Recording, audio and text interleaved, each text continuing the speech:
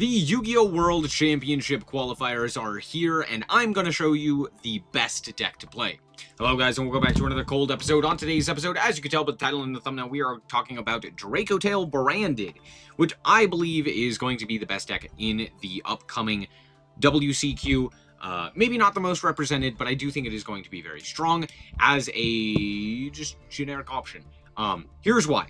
First and foremost, Dracotail is very good into a lot of the current metagame, just in general, right? All of the traps have pretty solid application. Sting is very good against Branded and Dracotail and other such graveyard-reliant strategies. Flame has really nice synergy with pretty much any archetype, and any deck being able to negate there is very strong. And Horn, specifically against Cool Tune, as well as any link strategies such as Malice, is very strong. Right. However, the more important things, let's be honest, is the fact that Dracotail just got a massive boost with the addition of the Branded cards, giving you the ability to play both Branded and Dracotail, which honestly is just better Branded. Because the Dracotail cards, when used as fusion material, do additional things, right? Like get you access to additional disruption, whereas the Branded cards don't always necessarily do something. They can just sometimes be used for things. So you're kind of getting the best of both worlds, and Branded is a very strong strategy with some very nice synergies and some very strong disruption, and you add Dracotail to that, and it's extremely powerful. On top of all of that, it plays well under specific hand trap, or specific non-engine, right? Things like Fool Loss, Max C, etc. The Dracotail cards just tend to do better because you don't really have to commit into any one thing or really lose to any one interaction, right? Droll is just not necessary in any capacity. Like, it's just not a good card against Dracotail.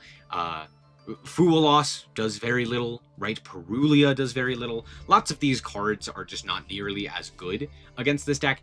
So, in terms of against the current metagame, and just in general, the deck is very strong, right? This is the deck list that I have come up with. I don't necessarily think that this is, like, the foregone conclusion. I think there are some changes that I would make. For example, Dogma could potentially be something else. I'm not too big of a fan of Fallen and the Virtuous number 3, nor like Pan and Urgula at the copies that they are playing. I'm not playing Droll. I could be playing Droll. You know, there are some things that I could change dependent on the metagame. And that is another advantage that this deck has. We don't have a ton of non-engine. Mostly it's just engine. But the engine, or the non-engine that we have, is very powerful. First and foremost, Fallen and the Virtuous. Yeah, this card's crazy. Second of all, we have Super Polymerization, which is also just really strong right now. And then the rest of it is just like engine pieces, right? Obviously, we have the Fuas and the Maxis and the Cold Buys, right? But our engine is just so powerful that we don't have to limit ourselves by playing non-engine, right? I don't have to play something like Droll in order to interact with our opponent. I don't have to play like the Cool Tune style where I'm playing a whole bunch of non-engine to actually stop the opponent going second, right? I can actually play the game going second by just using the powerful engine. And I think this is where Dracotail in particular is going to shine. So there's that. Moving on to the actual card by card, we're just going to go down the list. I obviously already mentioned the hand traps. We're just playing a few of them, Maxis and the Fuas. That's it. Other than that, it's just 5 mana as well as a hand trap sometimes. The other non-engine, obviously, Fallen and the Virtuous and Super Polymerization, and then the one called by. The engine itself is a lot of Dracotail names, pretty much all of the ones that we can. 3 Malulu, the 1 Fyrazul for a bunch of different reasons. 1 Lucius, 3 5-mana, 3 Urgula, and the 2 Pan. That's pretty much it. We're also playing a ton of Branded names in the 2 Fallen of the White Dragon, as well as the 1 regular Fallen of Albaz. This is very important for ratios and for the ability to use the actual Fallen of Albaz as a way to fuse off with the opponent's cards, which is very important for the combo. We're also playing 1 target for our, what is this, White Dragon, Wildbaz, so that we can summon it with the Incredible Ecclesia. That's pretty much it. This occasionally comes up as like a guy that you can use to go into the other Fallen of Albaz, but for the most part, you're just using it to go into the extra deck Ecclesia. We're also playing 3 Cartesia because it's a fantastic normal summon and a fantastic starter for this archetype anyway. As for the... Oh, we're also playing 2 Branded Fusion. As for the extra deck, it's pretty simple. It is a whole bunch of fusions and the one synchro that actually matters in here, which is the Ecclesia. So, as for the other cards in here, we are playing 2 Super Poly targets in Muddragon and Theseus. This is the only 2 that really matter for the most part. You can use either your branded cards, or just don't really care about using Super Poly too effectively. But for the most part, Muddragon likely will hit something, and if not, it's Theseus. That's pretty much it. You could potentially add, instead of something like Dogma, you could instead add Garura. I never really had an issue with Garura. The main purpose for that in particular would be against like Malice. So if Malice is fairly popular, you could switch out that. Also, Rindbrum is potentially something you could switch out, but I think it's still pretty important. As for the rest of the extra deck, we're only playing 3 Dracotail fusions, that being Gulamel and 2 Arthalion. This is pretty important to at least have 2 Arthalion, but you also technically don't need Gulamel. You get away without playing it, with playing more of a branded engine, which is, again, one of the advantages that this deck has. If you really want to, you can play way more branded, but that kind of weakens the Dracotail half of the deck. That being said, though, Gulamel, still very strong. The Arthalion's still very strong. That's pretty much it. I never really had an issue with seeing not enough, or not having enough Dracotail fusions, because there's a bunch of other ways to fusion summon. For example, of course, we have all the branded cards. We have Albion, we have Mirror Jade, we have Albion the Branded Dragon, 2 of that. We have the Mirror Jade, we have the Albulenitis, we have the Rindbrum, and we have the Albion the Sanctifier Dragon. And this one's very important for being able to utilize a Dracotail name to go into it, which then would trigger the Dracotail to get into the Dracotail half of your engine, which is very nice. We are also playing 1 apiece of Chaos Star Source Dragon, which is a crazy addition to the archetype and gives so much more of a push for this archetype, and it is a lot easier to summon now with the branded cards than it was previously. Oftentimes you would have to use something like a Malulu in order to actually utilize this guy, and now you can actually use one of your branded cards, which is nice. We're also playing Secretarion, which is just really, really solid, and is kind of an anti-meta card against a lot of these other archetypal cards, like the Dracotails, like the Brandeds. So, there's that. And then we have the 1 Dogma, as previously mentioned. And that's it for the extra. Let's hop into the replays and show you how this deck performed. Alrighty, so here we are going second, and let's see what we can accomplish. First and foremost, the reason I'm actually showing you this is because I want to showcase the power level of having both Maxi and Fua in hand, because oftentimes what you can actually end up doing is just activating Fua and seeing how your opponent reacts, and then just kind of later on your turn or on the opponent's next turn or something of that nature, you can actually activate the Maxi to kind of have them under the lock for 2 turns. Now, obviously, we could have also gone for the Arthalion to add back Maxi. That's also an option. Anyway, our opponent's going to activate the effect there of their 2 Fuas, so now we are playing under Fua. I could attempt to go for the KO here, however, given the fact that we are playing under 2 Fuas, and the fact that they just entirely passed, I have a feeling that there's a lot of hand traps in their hand, so instead of trying to play into that, we're just going to just go combat him. Reset the 2 traps as well, as it's Sting and Flame, because those are probably the best ones here. Alright, we're going to fire the Maxi at this point in the draw phase, just to kind of see if they do anything. They're going to go for the fusion summon of the Rahu. I'm going to negate with the Flame. They're going to Ash, and because of the way that this would work out for me as well, we can actually go for the Cartesia, and because Malulu would trigger at the end of the chain link, if they summon Arthalion, we can actually negate it and cut them off of the Arthalion, or anything that they end up summoning off of this. My opponent sees that that is going to be the case, and they end up conceding. So, good game. Alrighty, here we are once again going first. Let's see what we can do here. We are going to start off here with the Cartesia and immediately fuse away with the 1 Dracotail we have in hand to go into Secretarion. Fantastic. We're going to then go for the Ketu, which is going to then allow us to use the Secretarion to bring back the Malulu. And then here, because we have the Branded Fusion and they didn't seem to ash us, we're just going to activate the Branded Fusion. We're going to go for the Fire Result to set the Rahu, activate the Rahu. Again, they just don't have anything here, so we get to kind of do what we want here. We're going to go for the Arthalion and add back the branded card that we sent earlier, the Fallen of the White Dragon. And I do kind of goof here because I end up going for the Fallen, which is okay. Like, it's not bad. But I end up sending the Albion, and that's a mistake. I should have sent almost anything else. Should have sent Rinbrum, should have sent I'm not playing Dogma here. Could have sent Alba Lenitus, just like a better card, since I have the Fallen and the Virtuous. So, bit of a goof on my part. We're going to add the 5 mana, we'll just set the Fallen and the Virtuous, and then we'll activate the effect to grab the Branded Fusion. The reason we're adding the Branded Fusion here, as opposed to, like, another copy of Fallen and Virtuous, is because we're just going to discard it, and having the third one in deck is a little bit more useful. My opponent is on Cool Tune, and they make a mistake here by going for the Cool Tune Mix. So they're going to activate the effect of the Cool Tune Mix. I'm going to go for the Malulu and the 5 mana, and they're going to attempt to fuse away here using the Reco. Out comes RS, and that's fine. Because guess what? As soon as it hits the field, it's going to have its effect negated via the Malulu. So there's that. Cool. Our opponent's going to pop our Flame. Of course they are. So nothing I can really do about that. I could have potentially negated the monster there. I'm fairly certain they have like a Ghost Spell or something else of that nature. I didn't really want to because it could have been useful, but two things.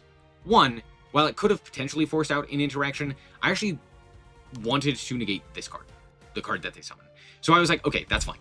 I will just let them pop my spell. That's okay. Anyway, they're going to go for the Q here, which summons out the Elf Note Power Patron, which is an interesting card, but generally it's a fairly decent idea because they already have the Rotary in hand. Not really worth it to summon Rotary. They can get other cards through other means. I attempted to bounce there, which doesn't work. That's fine. We were going to go for the Fallen of Albaz, and again, this is where like Dogma would be useful.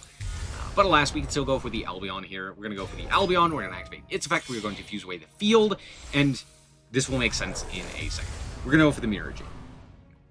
Here we can activate the effect of the Mirror Jade in order to banish one of our guys, or one of the opponent's guys, and out comes Tania, the Elf Node. Wow, crazy. Well, I don't want them to do that, so now that they have an additional guy that they've normal summoned, I can go for the Fire Result, and because Gulamel hasn't activated its effect, and I don't have another way of triggering a Dracotail, this is my last piece of interaction without actually using the Fallen and the Virtuous, so I technically have a way to stop the field spell, which would be the other way that they could start playing the game here.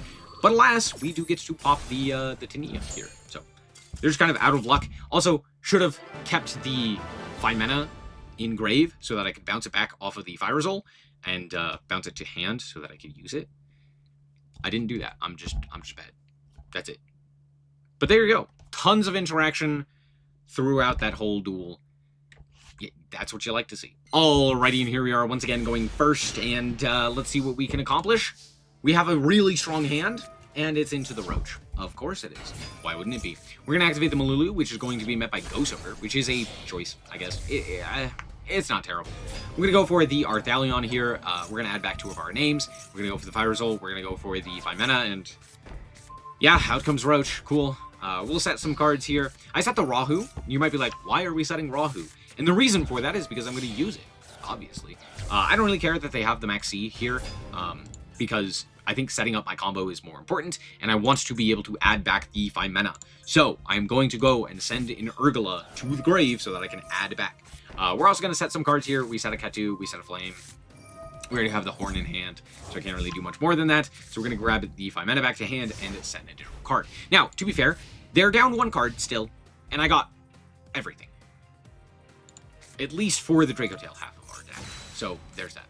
Our opponent's going to go for a Rhoda, which searches out a Cool Tune. I did not know that there was a Warrior Cool Tune, because why would you play this?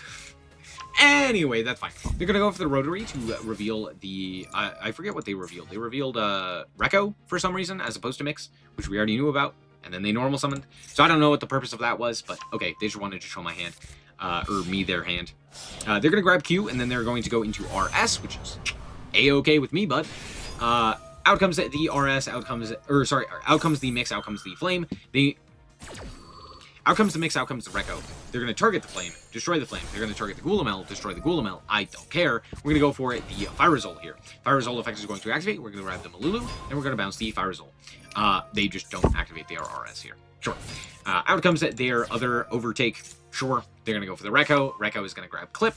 A-okay. And now I go for the Malulu. And the reason for this is because I wanted to go for Arthalion to bounce their monster. So I'm going to attempt to bounce to kind of force out a form of interaction. I mean, we still have Horn, and this guy's an attack, so you could potentially bounce that way. Next, you just go for the Cool Tune Synchro. So, alright, sure. Can't really do anything about that. They're going to go and grab the JJ Cool Tune and then use the two monsters in hand, in hand on the field to go into a second RS. So, we're just going to bounce the other RS, and they're going to have this guy. Anyway, out comes Goulamel. That's fine. We're going to bounce one. We're going to keep the other. And that's okay, because we still have 5 mana as a way to do something. I'm also going to go for the Goulamel in response to my Arthalion, which, again, they allow. Okay, interesting. Cool. Arthalion comes back. Awesome. They're going to go for the Clip to banish guy. They banish a Rinbrum. Cool. They're going to go for the JJ Cool Tune, and as soon as they do that, I go, ha, ha, ha. Kind of. But we're going to go for the 5 mana. So, out comes Chaos. Chaos allows us to specifically pop the JJ Cool Tune, and at this point, the game should be pretty much right. Never mind, they have Q. I forgot about that. They actually go for RS here as... there's not really a reason not to, right? Because they still have Rotary in hand.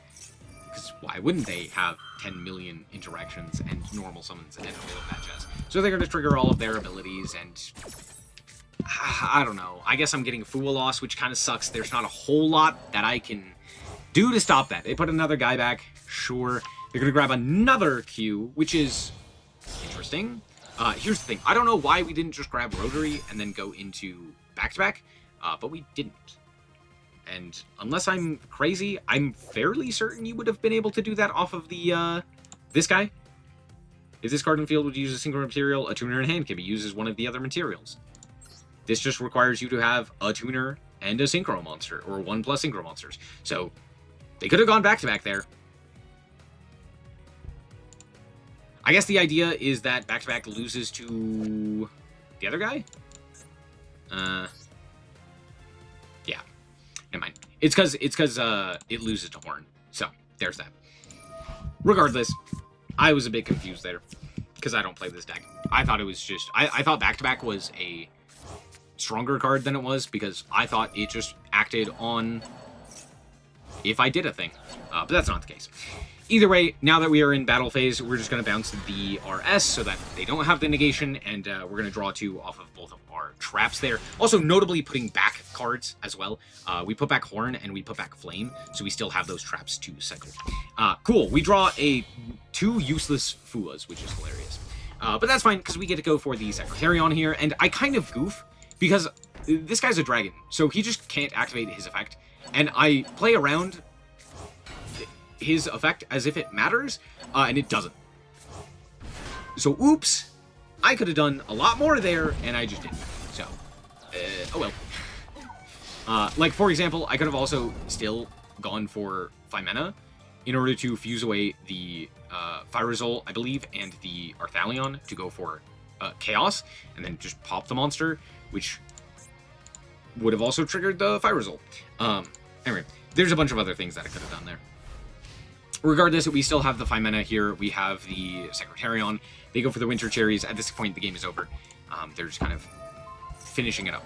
We're going to go for the Horn just to cycle so that we can draw a card, but more importantly, put a card back into the deck that we can use with our fusion material. Right. Regardless, doesn't really matter. We get to go to combat and win the game. Good game. Alright, and we're back with the deck, and honestly, this deck is really, really good. Obviously. Right? I think it has a pretty good stretch of... Not stretch, that's not the right word. A really good set of matchups against pretty much the entire metagame. I think Cool Tune might give it a little pause, simply due to the fact that Cool Tune can kind of just auto-win going first, which can be a little bit of an issue. But even with that being said, I think being able to play into the Cool Tune board is still capable with this deck, and notably 5 mana, being able to kind of ignore a whole bunch of things because of the way that your Dracotails work. You can kind of just punish your opponent if they want to do anything by, going for, like, an Arthalion, and then, like, the Zalien's not really going to do anything, right? Because you can bounce it, or you can do a myriad of other things. So I think there's, like, obviously room there to win and to truly beat Cool Toon. I mean, we even see it in the TCG. Cool Toon is arguably the top deck, but even there, Branded and Dracotail, and against a more powerful Cool Toon and weakened, still have the ability to beat it. So I don't necessarily think that it is, like, a bad matchup, right? And a lot of the other decks in particular, I think, are really, really strong. Or sorry, I should say, are weak against this deck. This deck is really strong into them, right? Combo heavy decks don't necessarily like getting their entire board demolished by a 5 mana.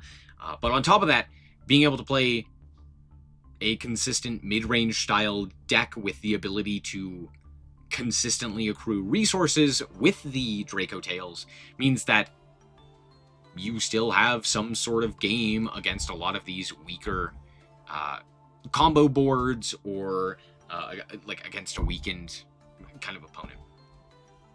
Right. I don't necessarily know what I'm saying. I am spouting off nonsense, but that's okay because you're still here for some reason. I'm going to call it quits there. But yeah, that's pretty much what I think about this deck. I think it's really, really well positioned right now. Thank you guys so much for watching. I hope that you guys did enjoy it. If you did, a like, I'm sure appreciated it. And remember to always stay frosty. Bye-bye.